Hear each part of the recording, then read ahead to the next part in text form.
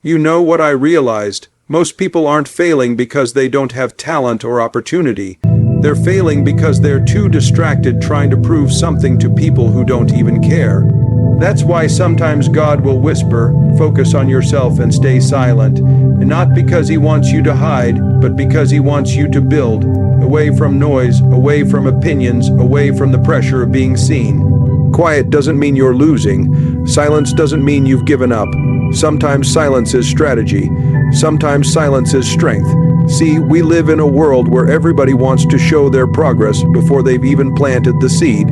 They want the applause before the discipline, the recognition before the sacrifice. But what if God is saying, work when nobody's watching, grow when nobody's clapping, become before you announce? Because the truth is, there's power in private preparation. Success doesn't start when the world sees you on stage. It starts when it's just you, your purpose, and your commitment behind closed doors. That's where character is built. That's where discipline is forged. That's where God does His greatest work. In the unseen, you don't need to update the world on every move you're making. You don't need validation to make progress. You don't have to respond to every doubt or every critic. Let them talk, let them assume, let them misunderstand. You stay focused, you stay grounded. You water the seed even when the soil looks dry, because one day that seed is going to break through the surface, and when it does, it won't need an introduction. It won't need an explanation. The results will speak for themselves. Growth may be silent, but success is loud all by itself, and I get it. Silence feels uncomfortable. It feels like you're being overlooked. But maybe you're not being overlooked. Maybe you're being hidden, protected. Until it's your season, a seed isn't useless just because it's underground. It's becoming. It's developing roots no one can see. And when it finally rises, it rises strong. You can't rush that process. You can't post your way to purpose. You can't talk your way into destiny. You've got to work. You've got to sacrifice. You've got to stay locked in. Even when nobody notices, especially when nobody notices, because at the end of the day, talk is easy. Anybody can talk about dreams, success, greatness, but can you be silent and consistent? Can you show up when nobody says thank you? Can you stay disciplined when nobody gives you credit? That's the difference between people who want attention and people who want growth. When your mindset shifts from "I want them to see me" to "I want to become who I'm called to be," your whole life changes. Your peace returns, your focus sharpens, and your actions start making more noise than your words ever could. So don't worry about being seen right now. Don't worry about proving yourself. Just build. Just grow. Just keep showing up in silence, because when it's time, when God says go, no one will be able to deny what's been developed in the dark. Results don't need approval. Purpose doesn't need permission. Let your growth be silent, and let your success be the only announcement you ever make. You know what changed everything for me? The moment I stopped trying to control what I couldn't and started owning what I could. We spend so much of our lives frustrated, drained, and disappointed because we're fighting battles that were never ours to fight. We're trying to change people, force outcomes, rewrite things that already happened. But God never asked us to control the world. He only asked us to control ourselves. Your effort, your attitude, your discipline, your faith, that's your responsibility. Everything outside of that, that's God's business. I learned real quick that peace shows up the moment you shift your focus from "why is this happening to me?" to "what can I do with what I have right now?" Because life isn't fair. Things don't go as planned. People walk out, dreams shift, doors close, but you can still show up. You can still give your best. You can still choose character when it would be easier to complain. And when you do that, when you take ownership of your response instead of the situation, you become unstoppable. The world will try to distract you. It will make you believe you need to control opinions, outcomes, timelines, but you don't. You just need to be faithful with what's in your hands. You just need to wake up and ask yourself one question: did I give everything I could today? Did I honor what God put in my life? Because excellence isn't about being seen, it's about being responsible. It's cleaning the room no one sees, doing the work no one claps for, staying honest when no one's watching. That's where real strength lies. I remember being in moments where I wanted to quit because I couldn't change what was happening. But then I realized, maybe the point wasn't to change it. Maybe the point was to change me. Maybe God wasn't trying to move the mountain. Maybe He was trying to build the muscle. And that only happens when you stop complaining long enough to get focused. Not on what's missing, but on what's still in your control, your integrity, your work ethic, your patience, your faith. And let me tell you, when you start operating like that, something shifts. You stop chasing things and start attracting them. People begin to respect you not because of your words, but because of your consistency. Doors open not because you begged, but because you prepared. You stop living reactive and start moving with purpose. You become dangerous, not because you're loud, but because you're disciplined. But this only happens when you stop wasting energy on what you can't control. You can't control if people support you. You can't control if life is fair. You can't control the timing of your breakthrough, but you can control your spirit. You can control your response. You can control whether you show up when it's hard, and that's enough. Because God will always bless what you do with what you have, not what you wish you had. So instead of asking, why me? Ask, what now? What's the next right thing I can do? What's the next act of discipline I can take? What's the next step of faith? No matter how small, focus on that, own that, and let God handle the rest. Because the moment you stop trying to control everything and start mastering yourself, that's the moment everything begins to change. You ever notice how sometimes it feels like you're putting in everything you've got and nothing is happening? You wake up early, stay up late, sacrifice, pray, give, and still no applause, no progress, no sign that what you're doing matters. And in those moments, it's easy to think you're forgotten, overlooked, unseen. But just because people don't see your effort doesn't mean God doesn't. Just because it's quiet doesn't mean nothing is happening. Most of what God builds, He builds in the dark, away from the stage, away from the spotlight, away from the noise. Think about it. Seeds don't grow on the surface. They grow underground. Nobody claps for a seed. Nobody celebrates the root because nobody sees it. But without that unseen process, nothing beautiful would ever break through the ground. That's how God works. He develops you in silence. He strengthens you in private. He lets your roots grow deep before your life grows tall. Because if your character can't handle your calling, your gift will crush you. So He hides you, He protects you, not to punish you, but to prepare you. Sometimes we misinterpret the season of silence as abandonment. We look around and say, God, where are you? But the truth is, He's closer than He's ever been.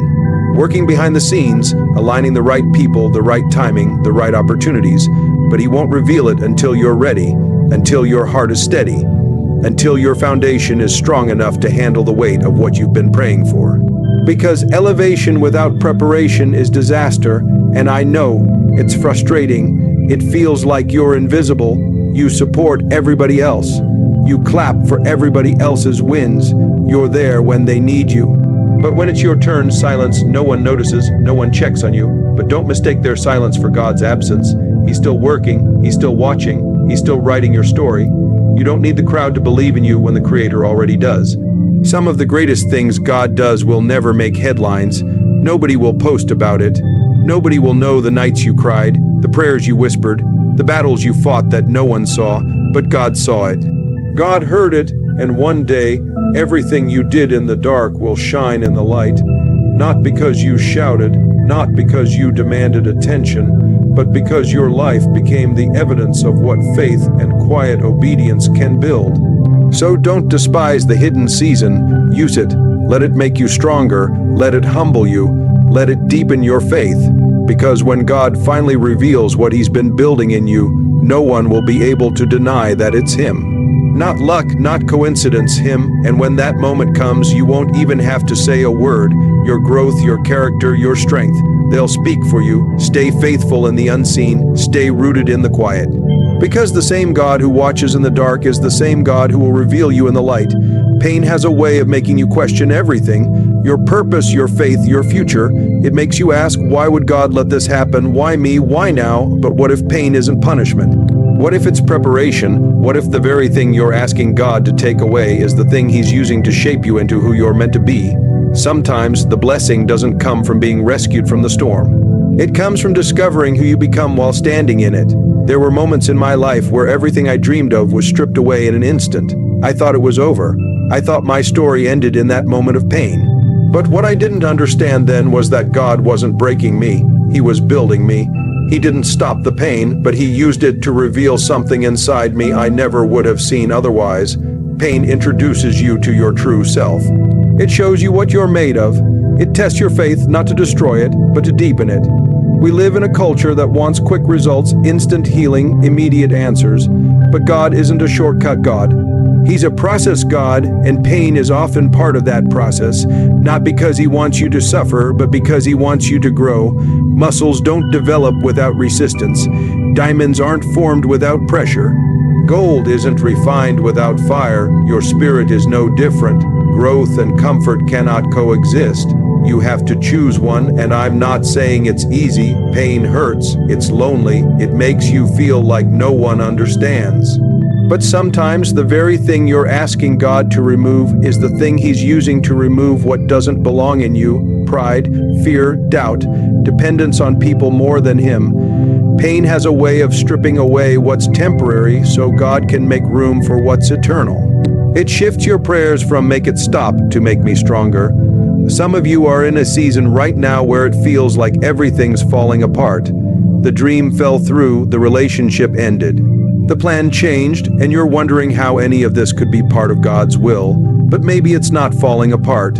Maybe it's falling into place. Maybe He closed that door because He knew it would destroy you. Maybe He allowed that disappointment because He knew comfort would make you complacent. Sometimes the pain isn't the enemy, it's the delivery. You see, when everything's good, we don't always grow. We don't always depend on God fully.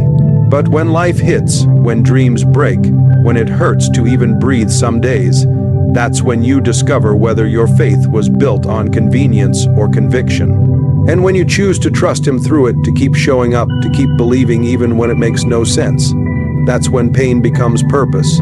That's when it becomes the very thing that prepares you for what you've been praying for.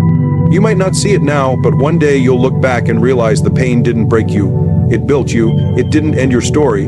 It prepared you for the next chapter. God doesn't waste pain. Not a tear, not a moment, not a heartbeat of it. So don't let it make you bitter. Let it make you better. Let it refine you. Let it deepen your faith, sharpen your character, and align you with your calling. Because sometimes the wound is where the light enters. Sometimes the breaking is where the rebuilding begins, and sometimes the thing that hurt you the most is the very thing God uses to show you who you were always meant to be. At some point, you've got to stop talking about who you're going to be and start becoming it. You don't need to post every move, explain every decision, or convince people of your intentions. Just live it. Let your life be the message, because people can argue with your words, but they can't argue with your fruit. They can doubt what you say, but they can't deny what they see. And if what they see is consistency, integrity, humility, and faithfulness, then you don't have to announce anything. Your life already did. We've gotten so used to proving ourselves, proving our worth, proving our growth, proving our plans, but what if God is saying you don't have to prove it? Just live it, every day with your actions, with the way you treat people, with the way you handle pressure, with the way you show up when nobody's watching. You don't have to argue with critics or defend yourself to doubters. Silence is sometimes stronger than explanation. Maturity is when you realize you don't need to win the argument. You just need to win the battle within yourself. I've learned that the loudest people aren't always the strongest. The ones who talk the most about success aren't always the ones living it. Real power is quiet. Real strength is humble. It's in the man or woman who wakes up, does the work, and doesn't need a spotlight to know their value. It's in the person who chooses character over clout, obedience over opinion, purpose over popularity. That's what makes a life impactful, not your words, but your walk. Sometimes people won't understand your silence. They'll think you're distant or weak or unsure, but they don't see what God is doing behind the scenes. They don't understand the battles you're fighting in private, the discipline you're building, the faith you're growing. They don't hear the prayers you whisper when no one's around, and that's okay, because you're not living to be understood. You're living to be obedient. You're not trying to be impressive.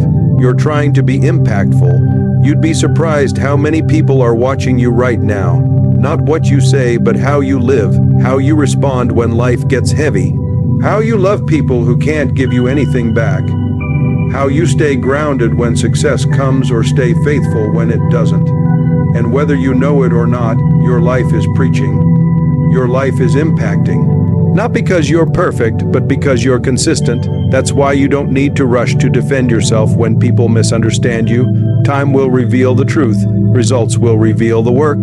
God will reveal what needs to be seen. Your job isn't to announce the journey, it's to walk it every day, quietly, faithfully, purposefully, and when the time is right, those who doubted you won't need your explanation. They'll see your transformation. So if you're in a season of silence, don't fight it, build in it, grow in it. Let your character become stronger than your desire to be seen. Let your work ethic outshine your words. Let your actions be louder than your announcements. Because there will come a day when you won't have to tell anybody what you've been doing. They'll see it, they'll feel it, they'll know it. Live in such a way that when people watch you, they don't see someone trying to be great. They see someone who became great by being faithful, disciplined, and true to their purpose. Let your life be the message, and let your results be the only proof you ever need.